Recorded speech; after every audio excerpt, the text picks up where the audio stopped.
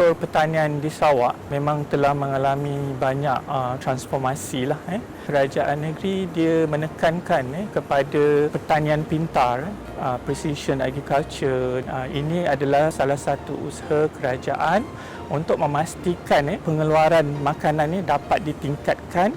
Selain itu, dia juga dapat melestarikan kita punya bekalan makanan. Mungkin di peringkat awal itu dia ada menyebabkan sedikit gangguan, tetapi kerajaan negeri telah mengambil tindakan untuk memulihkan, terutama sekali dalam segi pemasaran.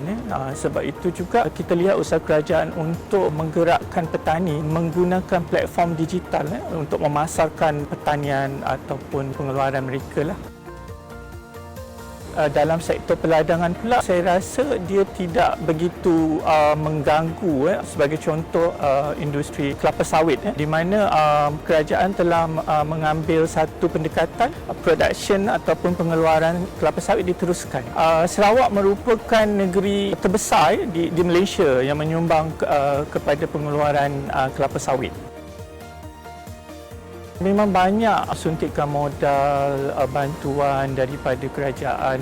Landscape pertanian di Sarawak dia mula berubah, di mana kita boleh tengok anak-anak muda sekarang ni pun giat mencuba bidang pertanian dengan pertanian pintar. Dirempangi ramai peserta daripada petani-petani ini telah menggunakan IoT di dalam pengeluaran pertanian mereka. Ini menunjukkan satu perkembangan yang baguslah, yang positif di Sarawak.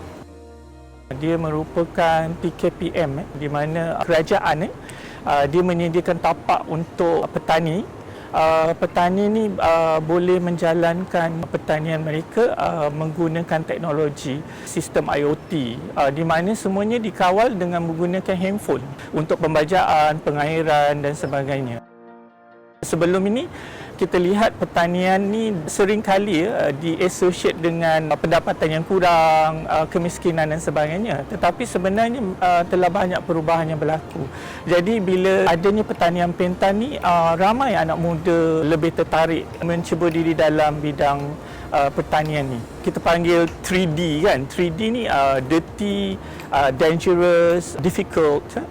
Jadi mereka dapat di dalam jangka masa panjang boleh menjana lebih banyak income.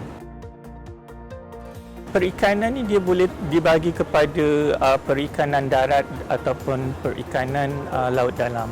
Darat ni kalau di Sarawak dia terkenal juga dengan pelbagai sumber ikan darat yang boleh dikomersialkan, seperti tilapia. Mereka menternaknya di empangan batang air sebagai contoh kan. Begitu juga dengan perikanan laut dalam. Kerajaan juga telah memberi banyak bantuan subsidi untuk menaik taraf bot-bot nelayan, vessel dan sebagainya untuk meningkatkan hasil pengeluaran ikan di Sarawak lah.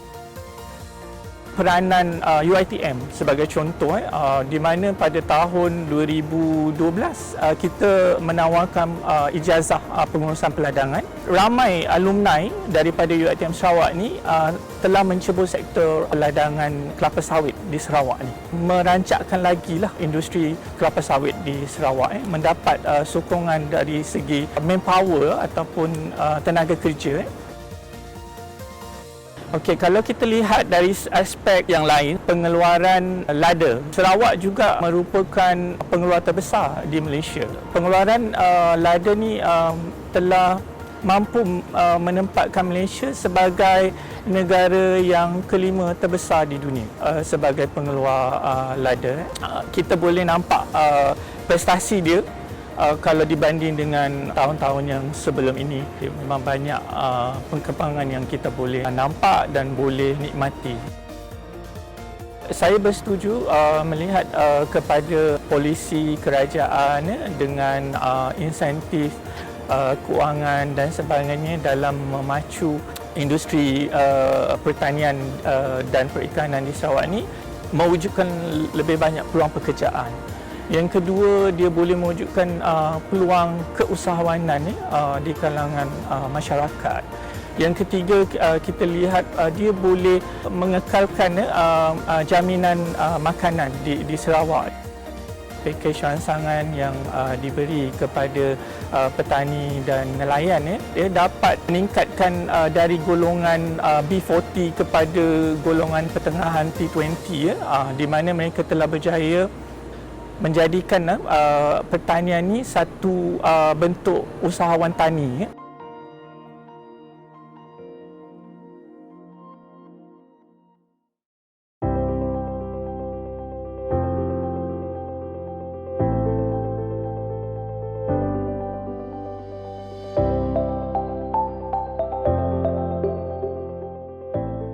Sarawak ni dia kawasan dia agak besar, hampir sama besarnya dengan Semenanjung kan.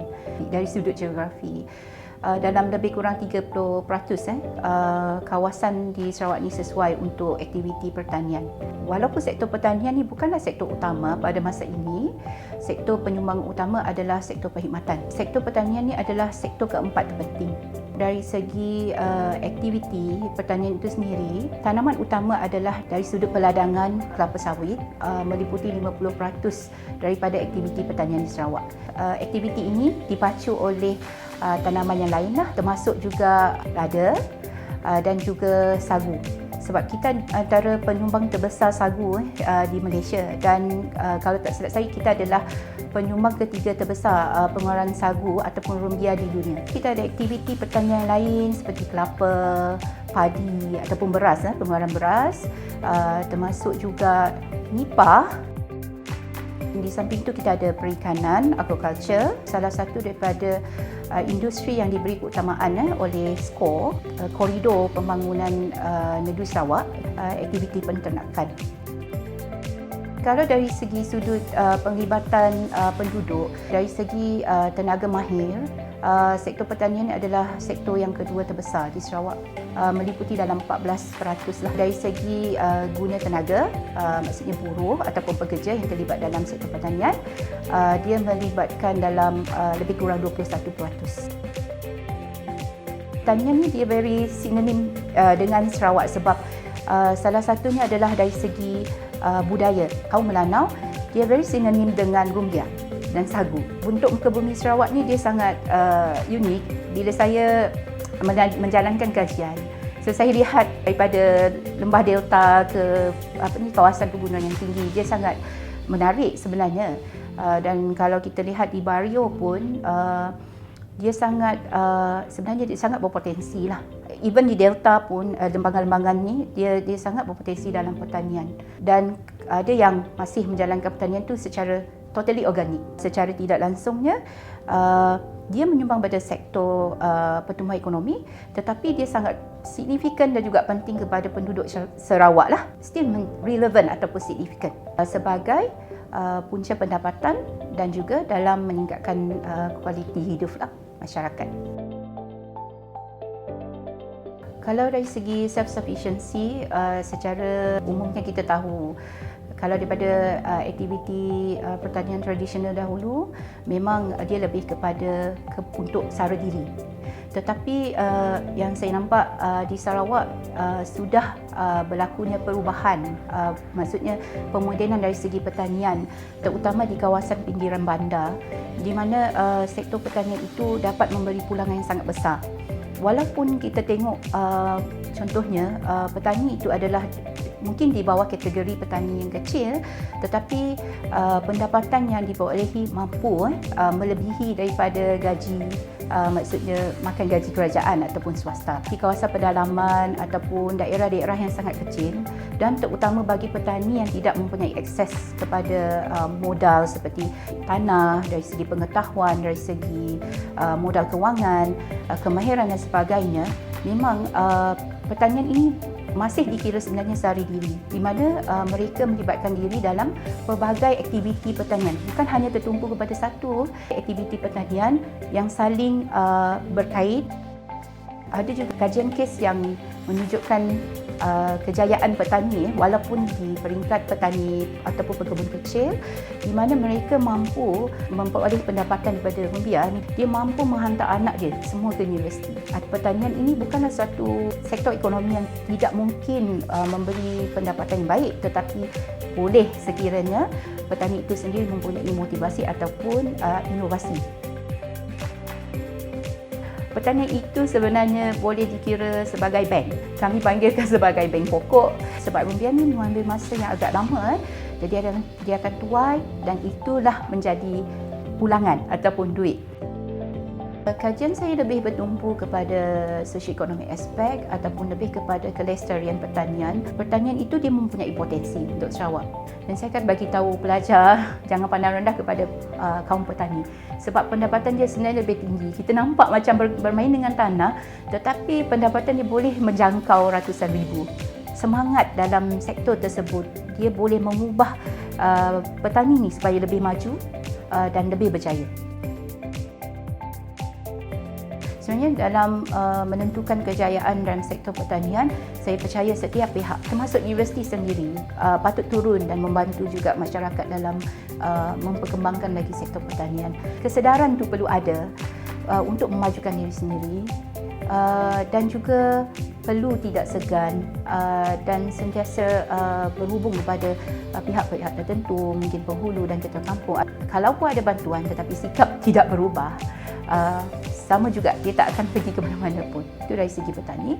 Di setiap daerah tu dia mempunyai pegawai-pegawai ataupun mereka yang bertanggungjawab dalam memastikan pembangunan satu kawasan itu, termasuk pembangunan pertanian.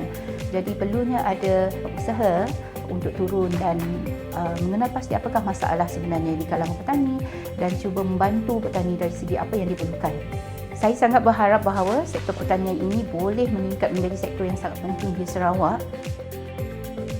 Petani Sarawak boleh, semangat Sarawak!